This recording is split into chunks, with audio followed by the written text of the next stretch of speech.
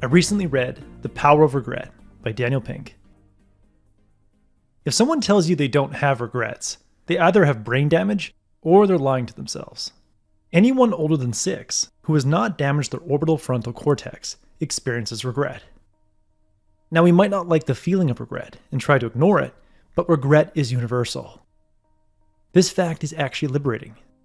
Rather than letting regret consume our thoughts, impede our actions, and destroy our happiness, we can acknowledge that everyone makes stupid mistakes they regret. Knowing that regret is part of the shared human experience allows us to normalize and neutralize the shameful feeling of regret.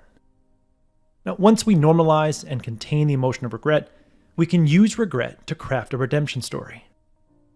According to psychologists, we forge our identities based on the stories we tell ourselves about ourselves.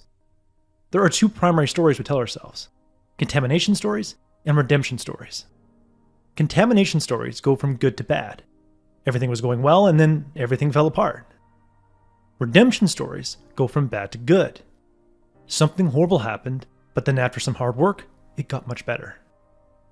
People who reflect on contamination narratives are less happy and less accomplished in their careers.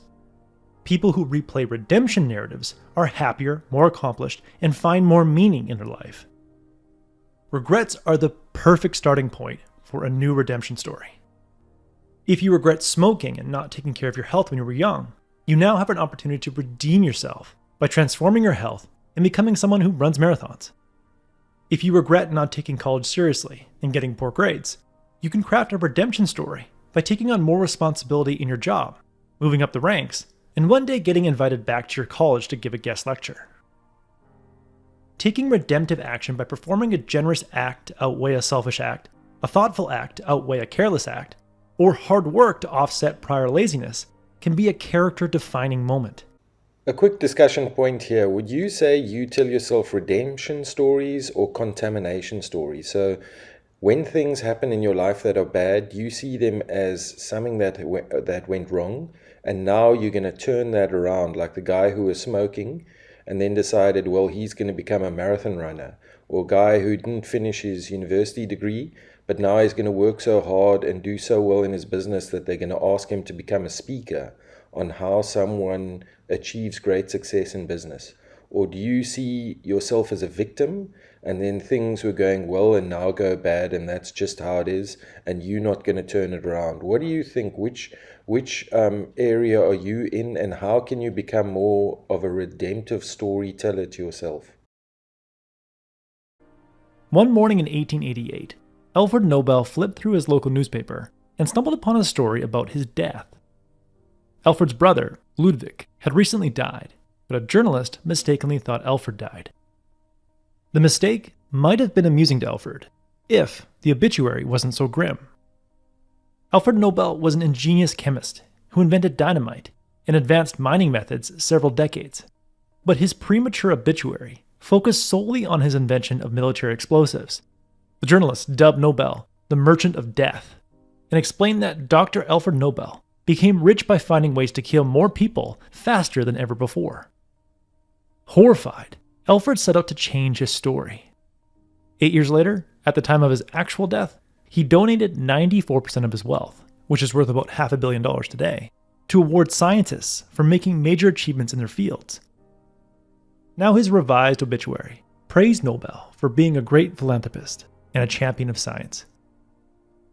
Nobel was lucky enough to get a glimpse of his future and change what he'd later regret.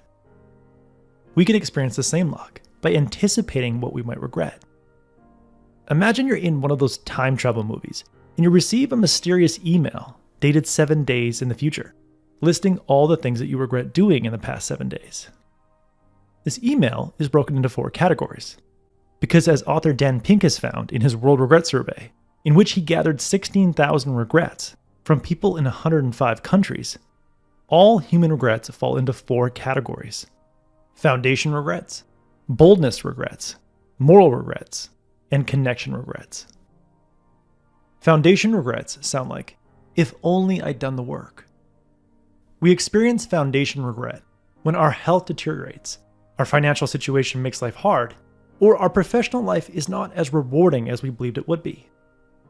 A few foundational examples include If only I drank less and had a disciplined diet, I wouldn't have so many health problems today. If only I'd been more disciplined with my spending and investing, I'd have more to show for my hard work over the years. And if only I'd worked hard in my 20s, I wouldn't be in this dead-end job today. Boldness regrets sound like, if only I'd taken that risk. We experience boldness regrets when we play it too safe and are left wondering what could have been. Examples include, if only I'd asked that girl out. If only I'd taken that trip before I had kids. And if only I'd started that business. Author Daniel Pink says, if foundation regrets arise from the failure to plan ahead, work hard, follow through, and build a stable platform for life, boldness regrets arise from the failure to take full advantage of that platform, to use it as a springboard into a richer life. Moral regrets sound like, if only I'd done the right thing.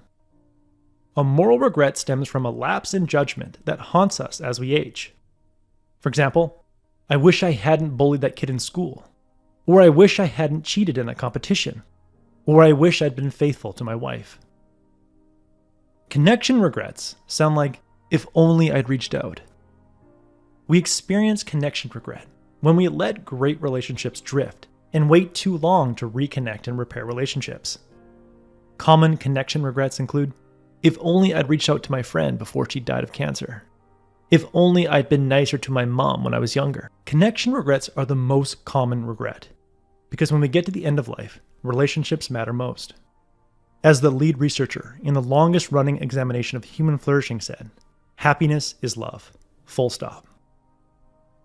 Now that you know the 4 universal regrets, try to anticipate how your future self, living 7 days in the future, might complete the following sentences.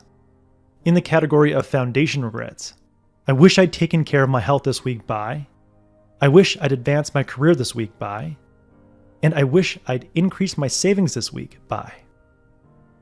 In the area of boldness regrets, I wish I'd tried, I wish I'd started, and I wish I'd asked.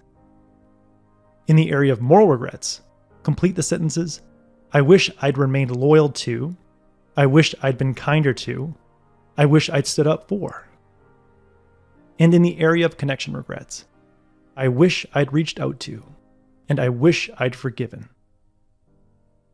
Set up a recurring email to yourself every Sunday or Monday morning with this regret template, and ponder how you might complete each sentence as if you've just had a really bad week.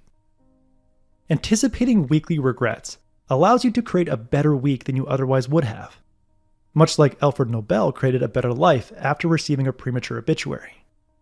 Focusing on weekly regrets allows you to focus on and prevent small regrets before they turn into big regrets, like divorce, bankruptcy, or diabetes. Author Daniel Pink discovered that 2/3 of all the regrets in the World Regret Survey were regrets of inaction. Projects not started, people not contacted, words not said. This makes sense because if you do something stupid, you get to see the outcome and take redemptive action to reduce the regret over time. But when you don't act, you're left wondering what could have been. As a 43-year-old Canadian male told Pink in his World Regret Survey, I regret inaction, not asking the girl out, not starting the business sooner, not applying to speak at the conference, more than any mistake I've ever made.